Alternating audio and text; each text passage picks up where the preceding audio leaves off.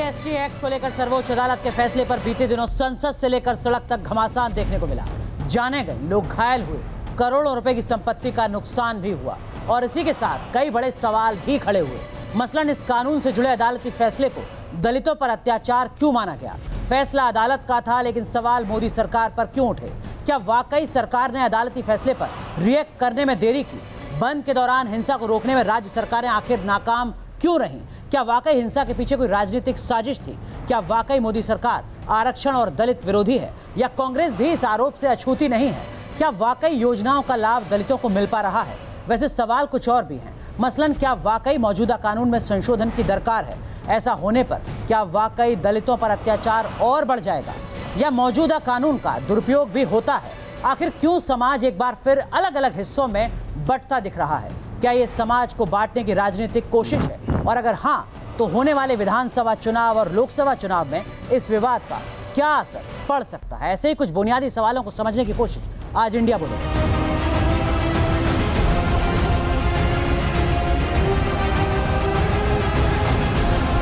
और इस मुद्दे पर बात करने के लिए खास मेहमान हमारे साथ जुड़ चुके हैं। हमारे साथ भारतीय जनता पार्टी के वरिष्ठ नेता और प्रवक्ता विजय सोनकर शास्त्री साहब हैं। हमारे साथ सर्वोच्च अदालत के वरिष्ठ अधिवक्ता एडवोकेट RK कपूर साहब जुड़ रहे हैं और यहाँ हमारे साथ स्टूडियो में मौजूद हैं वरिष्ठ पत्रकार राहुल देव जी। कांग्रेस पार्टी के वरिष्ठ नेता प्रवक्ता आलोक शर्मा साहब हमारे साथ जुड़ रहे हैं। हमारे साथ वरिष्ठ समाजशास्त्री मनिंदर ठाकुर जी जुड़ रहे हैं और हमारे साथ जुड़ रहे हैं विक्रम सिंह साहब। आप DGP रह चुके हैं, उत्तर प्रदेश के लंबा अनुभव है और आप तमाम खास मेहमानों से सवाल करने के लिए इस देश की युवा पीढ़ी भी मौजूद है। लेकिन सवाल और जवाब के सिलसिले को आगे बढ़ाएं उससे पहले इसी मुद्दे से जुड़ी ये रिपोर्ट देखिए।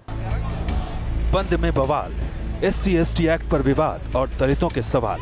पूरे देश में दलित अत्याचार के मुद्दे पर बहस छिड़ी है। दलित समुदाय में गुस्सा है। नाराजगी इतनी है कि बीजेपी के दलित सांसद PM मोदी को चिट्ठी लिख रहे हैं। तमाम सवालों के बीच सियासत भी खूब हो रही है। दलितों के मुद्दे पर पूरे देश में कांग्रेस के नेता उपवास पर बैठे हैं। राजधानी दिल्ली में इसकी अगुवाई कांग्रेस अध्यक्ष राहुल गांधी ने की। दलितों के मुद्दे पर राहुल गांधी के साथ कांग्रेस के आला नेता राजघाट में उपवास पर बैठे। पूरे मुद्दे पर जुबानी तीर भी खूब चल रहे हैं।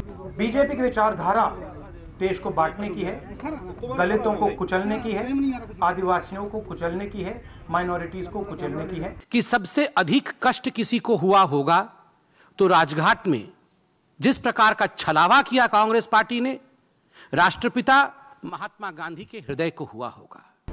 उपवास के पहले कांग्रेस नेताओं की छोले भटूरे की पार्टी की तस्वीरें भी खूब विवादों में हैं। दलित अत्याचार से जुड़े मुद्दे बेहद अहम हैं, लेकिन नेताओं को राजनीति से फुर्सत नहीं है। कांग्रेस का उपवास कार्यक्रम खत्म हो चुका है। जवाब देने के लिए बीजेपी की तरफ से भी 12 अप्रैल को उपवास का ऐलान किया गया है। Team news nation. चलिए चर्चा की शुरुआत करते हैं और सबसे पहले राहुल देव सर आपसे समझना चाहूंगा, आपके मुताबिक SC/ST एक्ट से जुड़े अदालत के फैसले को दलितों पर अत्याचार क्यों माना गया? ये गलतफहमी है।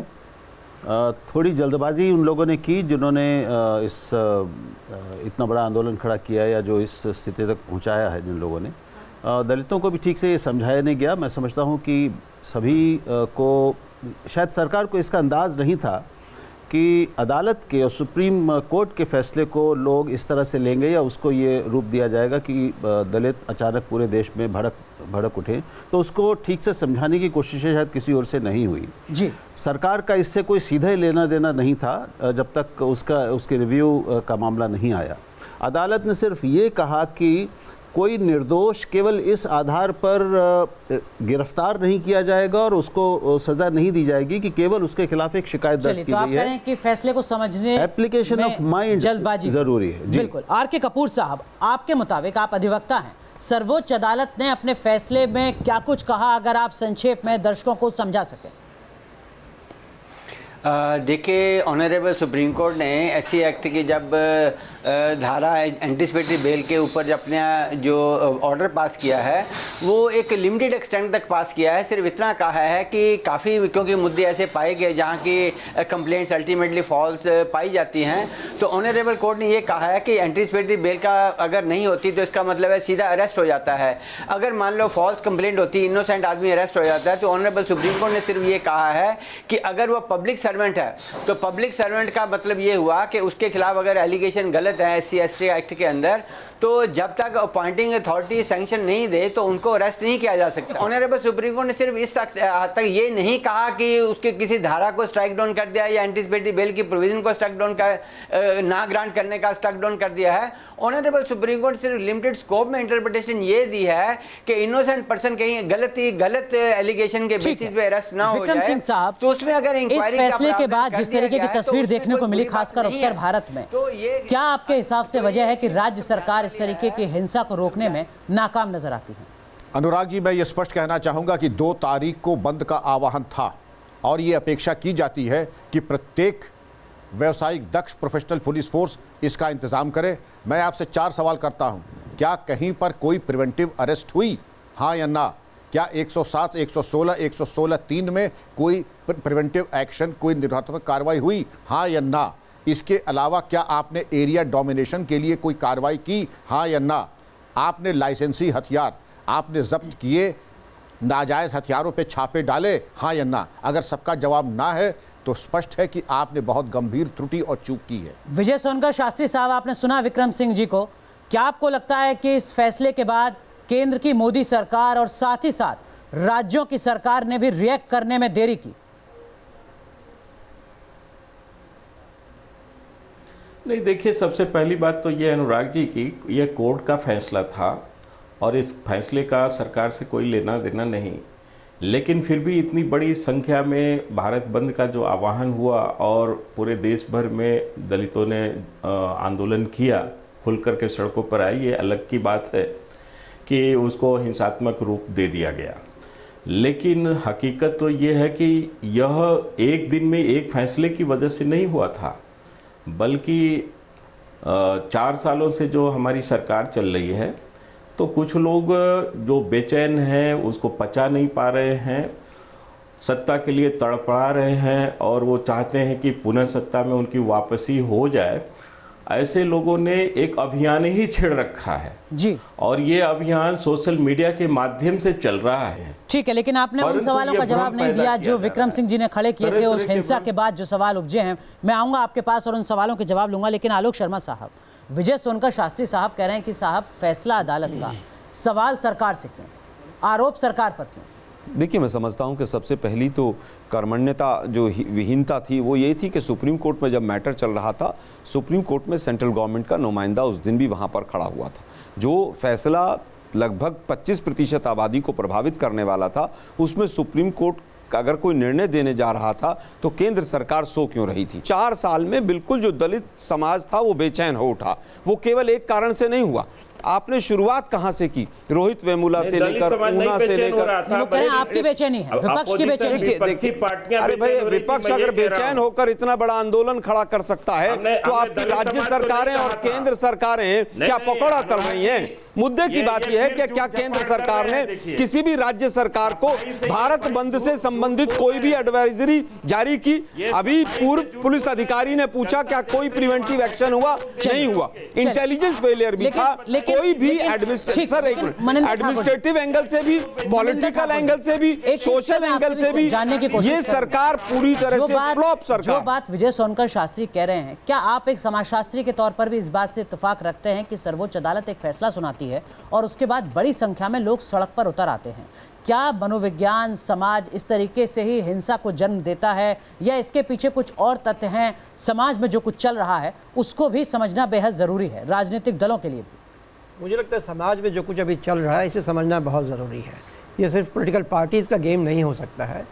आम तौर पे बच्चों के बीच में, जो दलित बच्चे हैं खासकर, उनके बीच में बहुत ही डिप्रेशन का माहौल है। मैं आपको JNU का उदाहरण देता हूँ। वहाँ लोग प्रयास ये कर रहे थे कि इंटरव्यूज़ में 15% मार्क्स रखा जाए और उसको अभी 100% कर दिया गया। अब दलित बच्चे वहाँ अभी 10 दिन से बैठे हुए हैं, सारा JNU बंद है। ये एक तरह का माहौल बन गया है जिसमें उन्हें लगने लगा है कि जो अधिकार उन्हें मिले हुए हैं वो भी छीनने वाले हैं। सवाल सिर्फ इस बात का नहीं कि एक मुकदमा हो गया, उसमें कौन अरेस्ट हुआ नहीं हुआ। सवाल है कि ओवरऑल जो एक माहौल बन रहा है उसमें ये परेशानी हो रही है। ये मुझे लगता है कि एक मनोविज्ञान है जिसे समझने की ज़रूरत होगी लोगों को। लेकिन राहुल देव सर, इसका राजनीतिक मतलब क्या है? ये उत्तर भारत में ही क्यों मनोविज्ञान की झलक दिखती है? दक्षिण भारत से इस तरीके की इतने व्यापक पैमाने पर खबरें क्यों नहीं आती हैं विरोध की? नहीं, खबरें वहाँ से भी आती हैं। यहाँ जाति भेद और जाति हिंसा वहाँ के लिए भी नई नहीं है, लेकिन ये बात सही है कि अभी कुछ वर्षों से उत्तर भारत से ज़्यादा समस्याएं आ रही हैं। एक मोटी बुनियादी बात ये है, एक समाजशास्त्रीय तथ्य ये है कि जो गैर दलित या सवर्ण समाज आप कहना चाहें उसको, वो हिंदू समाज ही है अंततः, उसने पिछले कई इन दशकों में सामाजिक तौर पर नारेबाजी के अलावा सामाजिक सच्ची ईमानदार समरसता स्थापित करने का, दलितों को अपने हृदय से करीब लाने का, उनके साथ घुलने मिलने का और खाइयाँ और दूरियां कम करने का कोई संगठित और सुनियोजित प्रयास नहीं हुआ। सत्ता में बैठे लोगों ने भी वो अलगाव निश्चित रूप से सत्ता में जो रहे हैं, और अभी आप देखेंगे कि ये जो एक हिंदू संस्कृति के नाम पर जो एक माहौल बना है, उसमें दो वर्गों पर ज्यादा इनका गुस्सा दिखा है। और विजय सोनका शास्त्री साहब जवाब दीजिएगा, जो बात यहाँ पर मनिंदर ठाकुर भी कह रहे हैं और जो बात राहुल देव जी भी कह रहे हैं, वो ये कि समाज में जो कुछ चल रहा है, खासकर दलित समाज में, सत्ता में बैठे लोग उस बात को महसूस ही नहीं कर पा रहे हैं या महसूस करना नहीं चाह रहे हैं।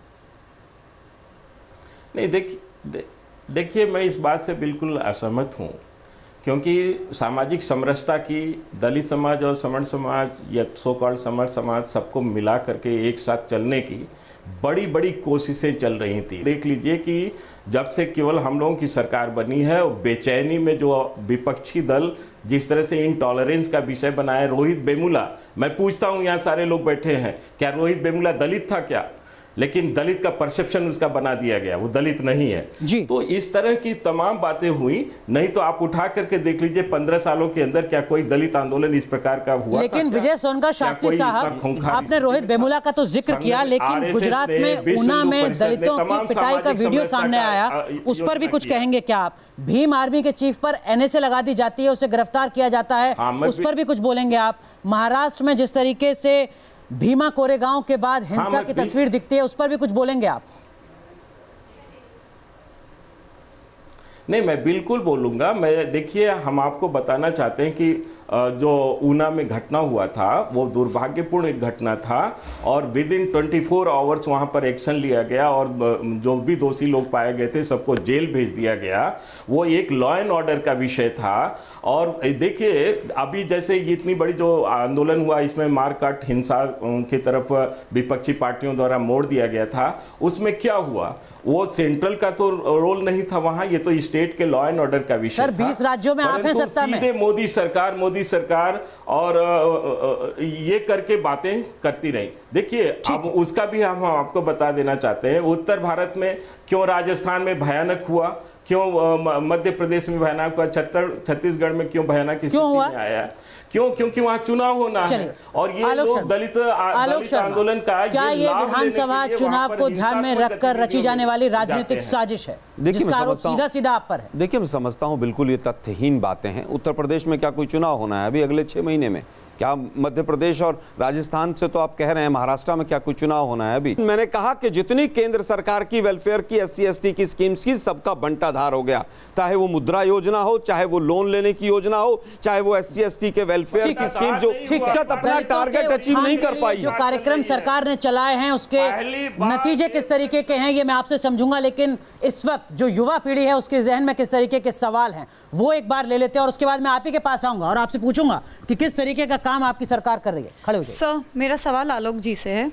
क्या राहुल गांधी के लिए देश की संपत्ति और देश के लोगों की जान मायने नहीं रखती है? वो तो ऊपर से जब दंगा हो रहा था तब वो समर्थन कर रहे थे दंगा का। सर, जब भी देश में किसी प्रकार की हिंसा होती है तो आखिर पॉलिटिकल पार्टीज क्यों देश को बांटने का काम करते हैं, कभी धर्म के नाम पर तो कभी जाति के नाम पर? सर, 1950 में SC ST एक्ट जो है ये 10 साल के लिए लागू किया गया था, और आज इसको जागीर बना लिया इन्होंने अपना, और ये दंगा करते हैं इसके नाम पे। अगर आरक्षण की बात आती है, अगर आरक्षण करना ही है तो आर्थिक आधार पे क्यों नहीं करते?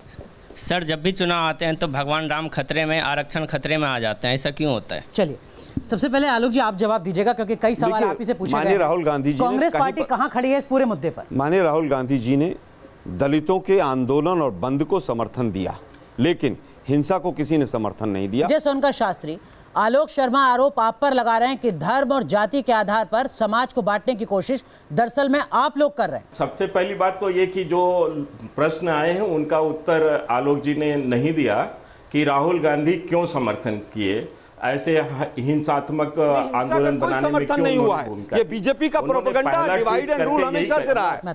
चलिए विजय जी माफ कीजिए, आपको रोक रहा हूँ, यहाँ पर रुकना है कुछ देर के लिए और जब लौटेंगे तो आपसे उन स्कीम्स की क्या हकीकत है यही समझने की कोशिश करेंगे। माफ कीजिएगा राहुल सर, एक ब्रेक ले रहे हैं, जब लौटेंगे तो आपके पास भी आएंगे और आपके पक्ष को भी समझने की कोशिश करेंगे। आखिर क्यों SC/ST एक्ट को लेकर सर्वोच्च अदालत से एक फैसला आता है और उसके बाद बड़ी संख्या में लोग सड़कों पर उतर जाते हैं, इसके पीछे की वजह क्या है, हालात क्या हैं, इसी मुद्दे को समझने की कोशिश कर रहे हैं। चर्चा को आगे बढ़ाएंगे, लेकिन उससे पहले इसी मुद्दे से जुड़ी एक और रिपोर्ट।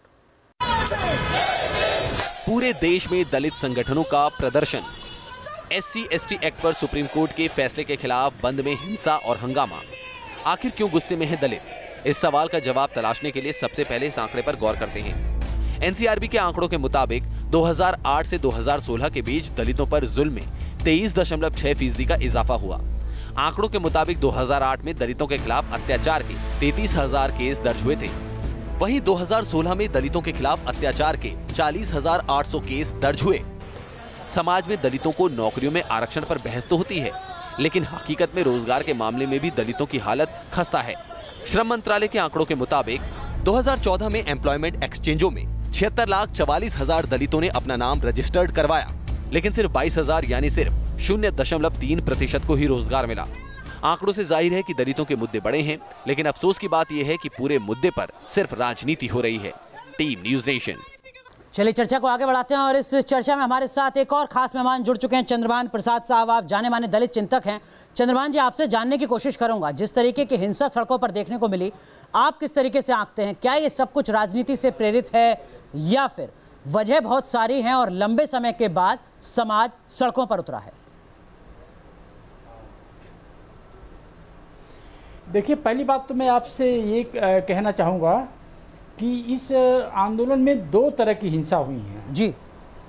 एक तरह की हिंसा, और पहली बार ऐसा भारत में हुआ है जब बंद कराने वाले लोगों के ऊपर किसी तबके ने हिंसा किया हो।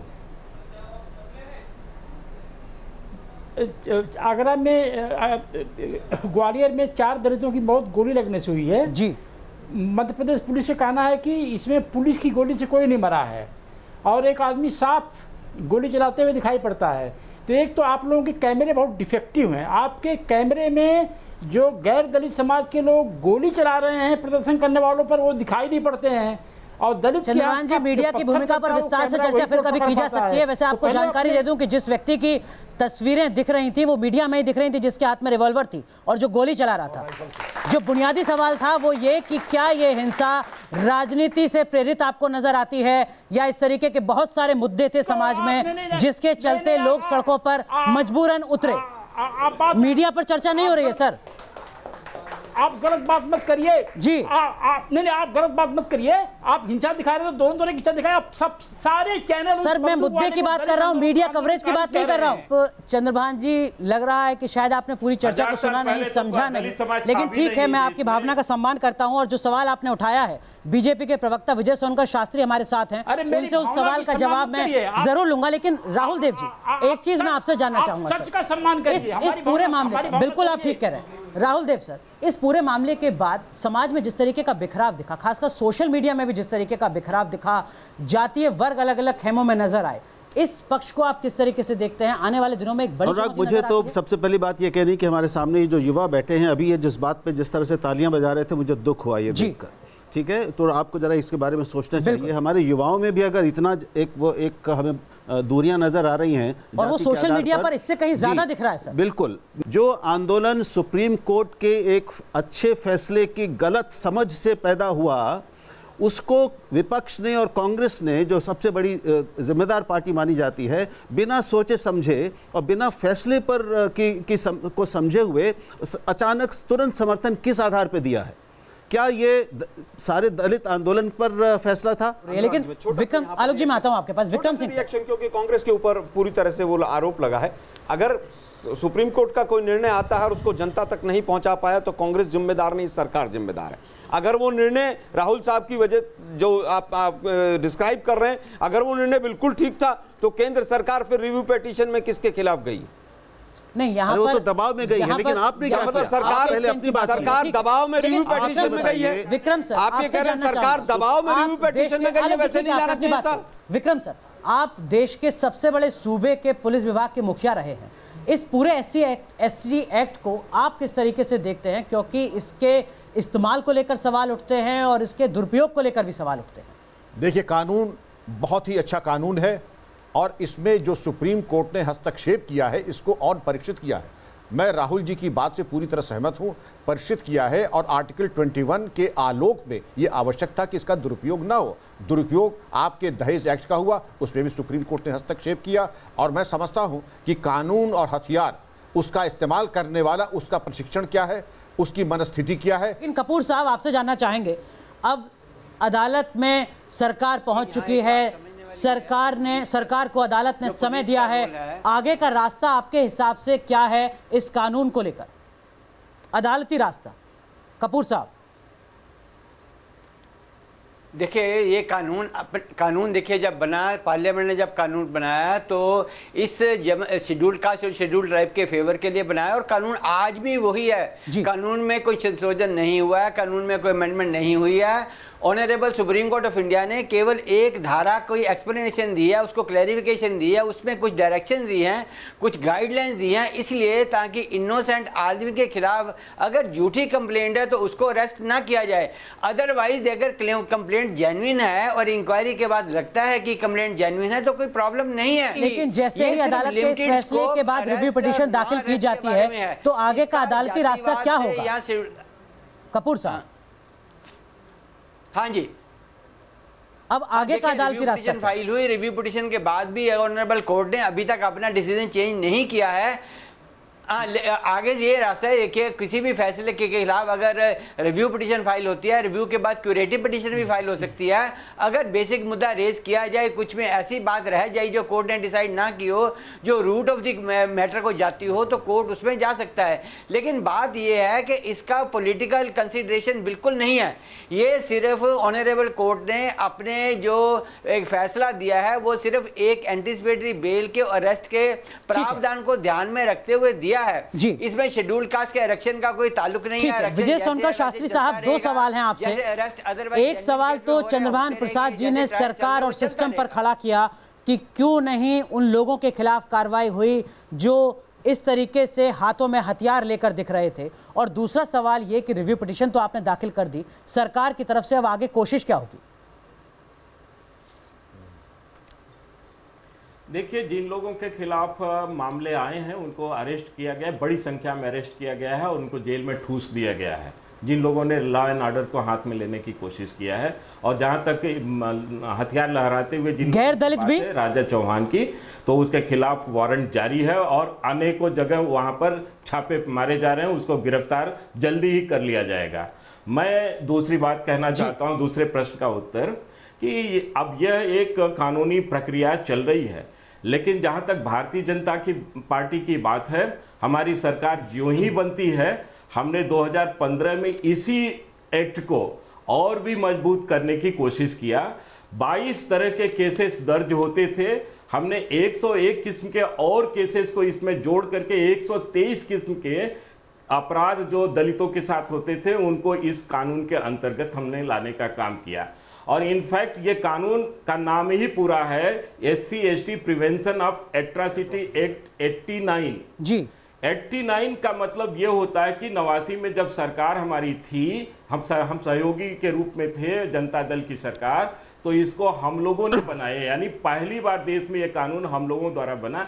ये तो भारतीय जनता पार्टी का बेबी राजीव गांधी जी की सरकार ने ये बिल पेश किया था और आप लोगों ने, बीजेपी ने ऑन रिकॉर्ड उसका विरोध किया। लेकिन मनिंदर ठाकुर जी, मौजूदा स्थिति को एक समाजशास्त्री के तौर पर आप किस तरीके से आंकते हैं? मैं अभी सोशल मीडिया का जिक्र कर रहा था, तमाम इस तरीके के बयान सामने आते हैं सर, जिससे हमारा समाज सही दिशा में आगे बढ़ रहा है, इसको लेकर सवाल खड़ा होता है, खासकर जिसका जिक्र अभी राहुल देव जी ने किया, युवा पीढ़ी के बीच में।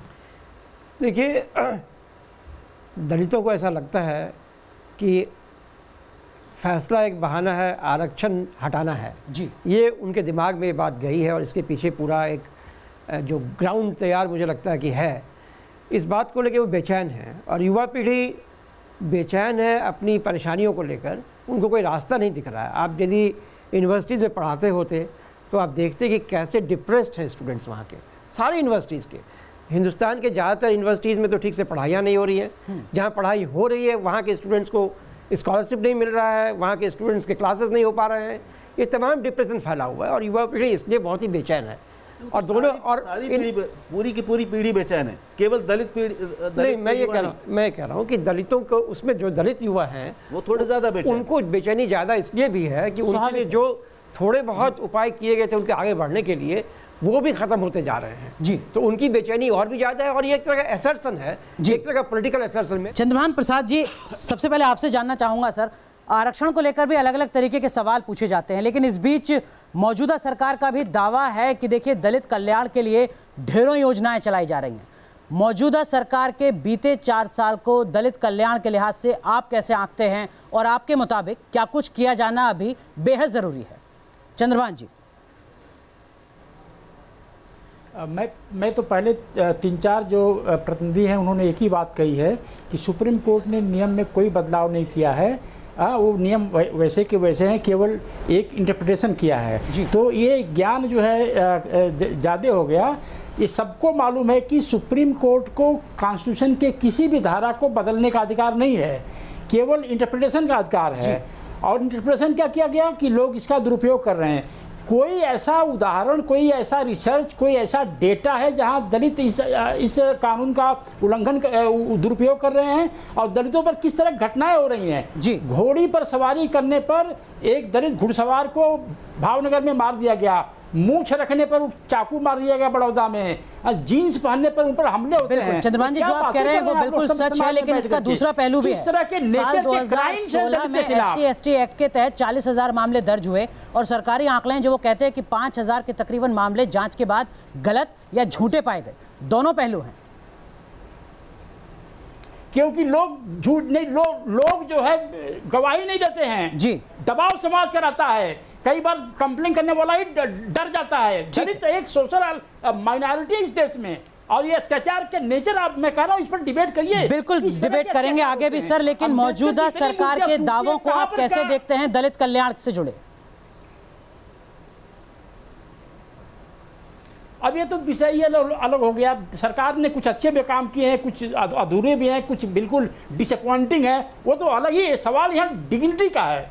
एक दलित नौजवान को, एक दलित को अपने लाइफ में कितने ह्यूमिलिएशन की बातें सुननी पड़ती हैं, इसको इस पर कोई आइडिया कभी किसी को है?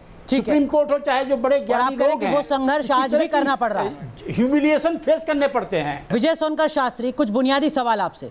पहला तो ये कि एक के बाद एक इस तरीके की घटनाएं लगातार सामने आती रही हैं। मंदसौर में किसानों पर गोली चलती है, हरियाणा में जाट आरक्षण दिखता है, राम रहीम दोषी होता है, उसके बाद पंचकुला जलता है पूरी तरीके से, और अलग अलग इस तरीके की घटनाएं। क्या आपको लगता है कि लॉ एंड ऑर्डर के मुद्दे पर, इस तरीके के आंदोलनों को सही तरीके से, शांतिपूर्ण तरीके से रोकने के मुद्दे पर ईमानदार समीक्षा की जरूरत है? आप मानते हैं इस बात को? ऐसे ढेरों उदाहरण हैं।